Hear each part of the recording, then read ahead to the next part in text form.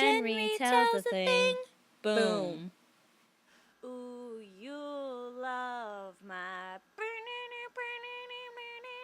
toxic love. There's like a bunch of trees and stuff, and you hear this old lady talking who kind of low-key sounds like an old, like, she's like an old fairy Yoda.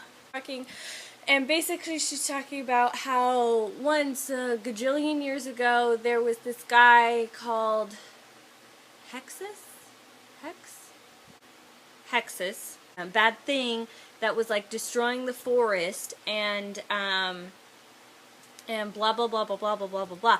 But the whole time she's talking about this super important backstory that none of the kids are listening to, they're like panning through these really pretty like trees, and there's birds and grass, and then it goes to this really big tree, and you could tell, oh, this is like the central tree, and in there is old fairy Yoda. I don't remember her name, and she's talking to a younger fairy, like she's having nothing to do with it, and so she's like, yeah, no, I totally get it. Yeah, but that was like a gajillion years ago. We don't need to bother about that now. Gotta go, bye. And dips out, and her name's Krista. She's like the main character.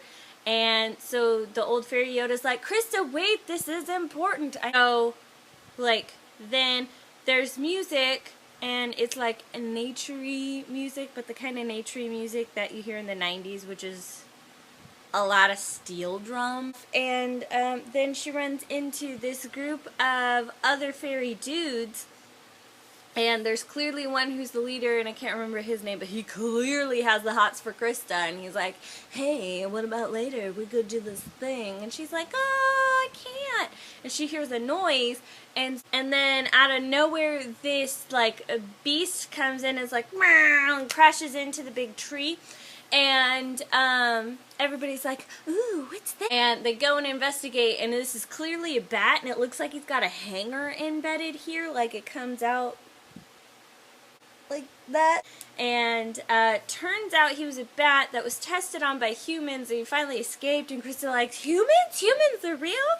Because in this fairy fantasy land, humans are what's a fantasy to fairies. But in order for Batty, which is the bat's name, to talk, like to tell everybody the story, he's like got to sing it to them, but it was also a rap, and I unfortunately can't remember it, but like straight out of 90s, he's got his bat wings, but he's using them like they're a cape, and he keeps doing like this thing, and Krista's like, tell me more about the humans, tell me more about the humans. He's like, no, humans are scary and dangerous, and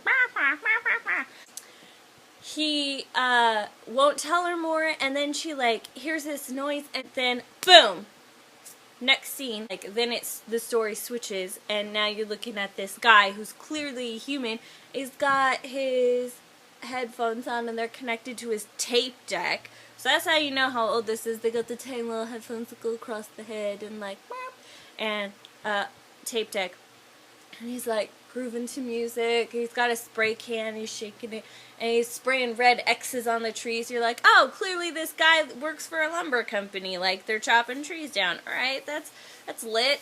And then, like, you hear a walkie-talkie, and he can't hear because he's got his headphones on. Finally, he picks it up, and it turns out it's the other two guys that are in, like, the contraption thing, and it's got, like, forks, and it, like, it holds the tree, and then it cuts it down, and then it flips it, and then it pulls it into the machine, and it like chops it up and like planes it and turns it into what? There's something on my screen. Oh no, that is just my face.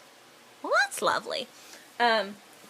Anyway, and so they're like, hey, blah blah blah, important words. He's like, yeah, whatever. Puts his headphones back on, and he's spraying, and he comes up to this really gnarly, nasty tree. Like, this tree is, I don't know, probably like double the size of any of the other trees like around, but it looks like, I can't cuss, it looks like really messed up and gnarly, like it's all,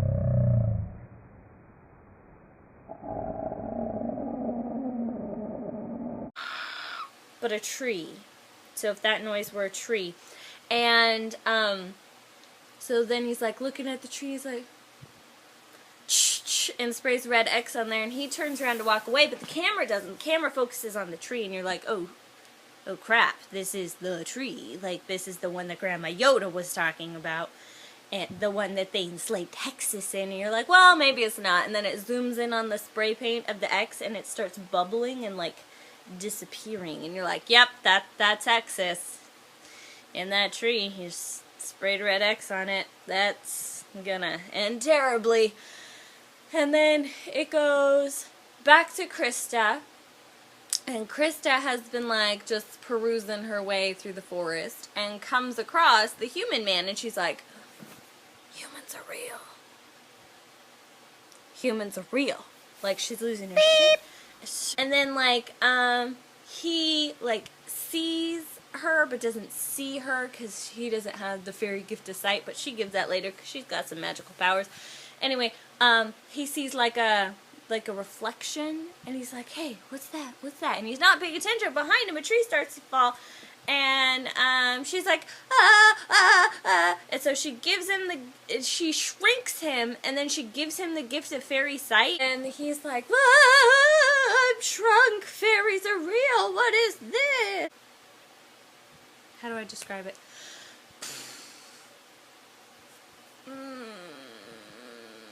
So basically they're going around everywhere, and she's like, this is my home. And he's like, what is this? And at first he tries escaping, and then out of nowhere this big, I've always thought it was a kimono dragon, but I'm not sure. But he comes out, and he's talking. He's got a really low, creepy voice, and he's like singing to him like, you're gonna make a delicious meal. He's like, because he just got shrunk, which like turns him into a big old baby. And then Krista shows up, and she's like, stop, this is my friend, back off. He's like, alright, Krista, my lizard legs will take me away. So he goes away, and then the band of misfits shows up, the fairy band of misfits, and then the leader of the crew, who has the hots for Krista, gets mad because who is this tall, dark, and typecast? What is he doing here? And then, like, they're like, oh, and they grab him by his feet because he can't fly, but the fairies can fly. So they're like, teasing him, and Krista gets mad, and then Krista yells at the leader, like, you know what, forget you, huh? And then, so they finally let him go. And then he's like, wow, this place is pretty intense. And she's like, haha, yeah, I guess. And then they go off and do their own thing. And the leader of the group is kind of mad. He's like, man, that was my girl, and you stole her. And then, so they go off and do their thing, and she's like showing him all this cool stuff, and they go into underground caves, and there's this one underground cave they go to, and for some reason all the water, it's like they're puddles, but they're not, because they're like divided by little things, and every time they step on one they glow, so the fairies are like, glow, glow, glow, glow. And for some reason he can do it too, but I don't understand that, because the only reason that Krista's able to stay afloat is because she can fly. But in this magical romance time-lapse, he can do it too. So they're like making it glow and making patterns and ooh. Oh yeah, they're really shallow because then he steps in a deep one and he goes ooh.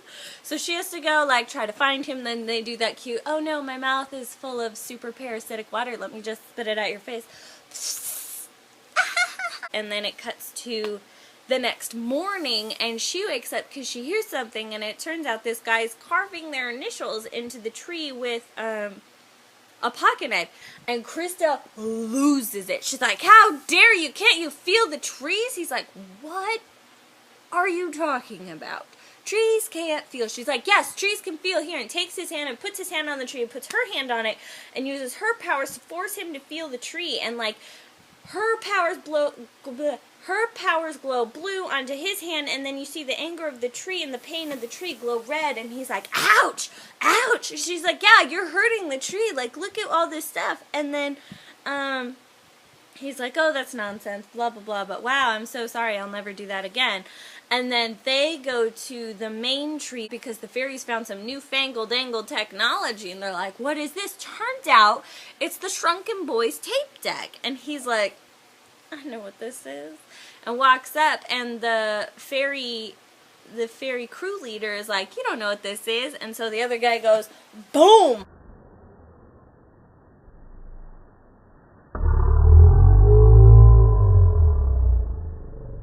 onto the play button and like loud music, because fairy ears are tiny and human ears are big. And so everybody gets blown away. It's like, it's music. We dance to it. I'm not kidding. That's how they dance. They're dancing like this. Because, you know, it was made in a time. Okay. And then it goes back to the tree cutting company, and they're like, hey, where'd Tall, Dark, and Typecast go? I don't know, slacker, blah, blah, blah, blah. And then they get to the gnarly tree, and they're like, oh, cut, and then it goes through and it gets planed and stuff. And then the wood is just sitting there in a stack, and then the wood starts to, like, bubble and ooze, and this black stuff comes out. And it's not making any noise at first, and then it, like, attaches itself to an exhaust pipe, and then it gets a little bit bigger, and then it goes... And it sounds like he's eating a mouthful of molasses.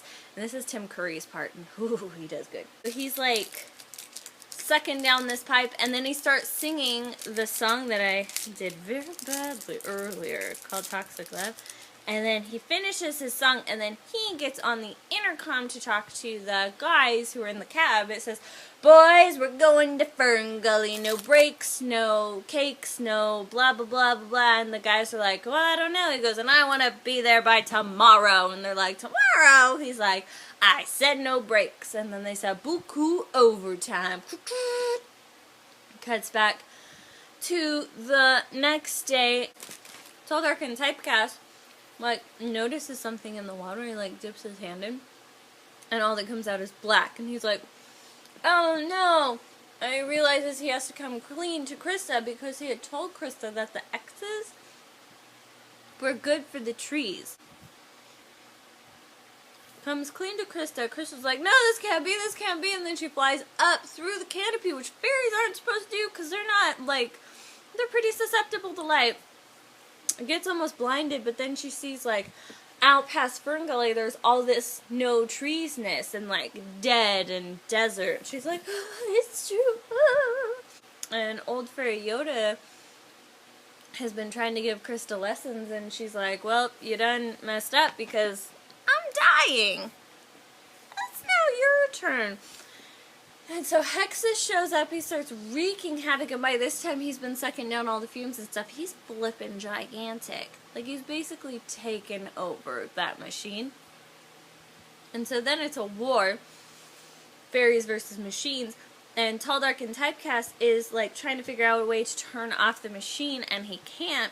But he is working on that while all the other fairies go into the tree, and they start, like, spinning around the tree because Krista's been chosen by the fairy Yoda. Like, she has to save Ferngully. Krista's blue because she's, like, the Avatar now. Last Airbender, not Avatar, Blue People, Blue Planet. So they're, like, trying to culminate all their powers, and they put it into this one tiny seed. They have to try to get Hexus to become a tree again, which I don't understand. They know this tree topping technology is out there. They know that's how he escaped in the first place. Why are they gonna make him a tree again? Tall, Dark, and Typecast finally figures out a way into the machine to turn off the machine, which cuts off Hexus's, like, smog supply. So he's, like, choking. He's like, no! Trying to suck down pipes to get anything left, because he starts shrinking in size. Krista then uses that as her opportunity and, like, spins around him and dives into his mouth with the seed. He, like, turns into a tree that's like, ah! And Ferngully is saved, and then she has to, like, redeem Tall, Dark, and Typecast's size because he's a human. He's not a fairy. He can't stay there.